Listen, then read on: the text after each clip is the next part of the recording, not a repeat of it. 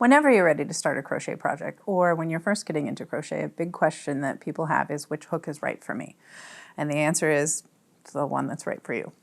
There's no one answer.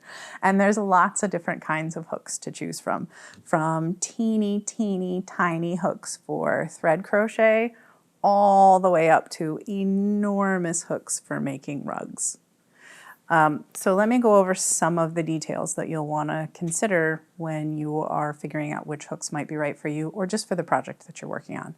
There are multiple different materials that your hooks can be made from. They can be made from wood, they can be made from plastic, they can be made from metal, and sometimes you'll find metal hooks with plastic handles. Outside of that, there are also shaping of the hook to be considered. There are two different types of tip shapes. There is a molded tip that you can see here that is actually, the metal is pressed into a shape.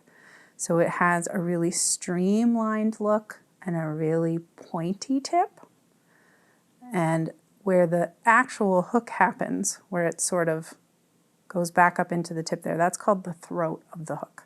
And so that is a really tapered sort of rounded shape.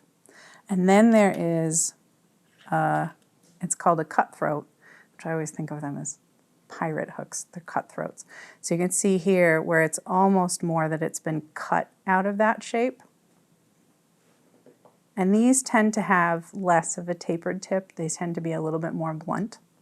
Now both of those were metal. Let me show you one in wood. So this wood one also has a cutthroat and a really blunt tip. So there's really not much of a point up there at all. The other big thing to keep in mind when you're thinking about which hook you want to use is how you hold the hook. Do you put your thumb down when you crochet? Do you hold your thumb on that hook nice and flat? Then you probably want something with a thumb rest. So there's lots of folks that crochet by holding their hook like this. That's the overhand with the thumb rest. And then if you hold like a pencil, that makes rolling really hard. I roll my hook when I crochet, so I don't want a thumb rest. When I'm crocheting, I'm rolling my hook like this because there's two major ways to hold your hook. There's overhand, that's where you want to put your thumb on that thumb rest. And then there's holding it like a pencil, where you hold it like you would hold a pencil. And so usually when you hold it like a pencil, there's a little bit of rolling action in your hand. And so having a thumb rest there makes it a little hard, kind of like driving with a square wheel. And so those are things to consider just when you're thinking about hand comfort. But you also want to consider what it is that you're making. If you know that you are making something that's really dense and you're going to have a tough time getting into your stitches, you maybe want to think about using a hook that has more of a point to it. That'll help you get through your stitches a little bit easier. You also want to think about the yarn that you're using, the fiber that you're using.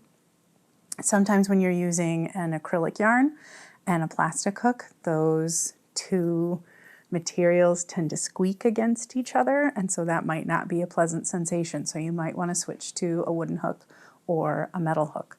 But really, you got to experiment. You got to try different hooks. If you've got friends that are crocheters, swap hooks for a while. See what it's like to work with somebody else's tools, and you might find the next right tool for you.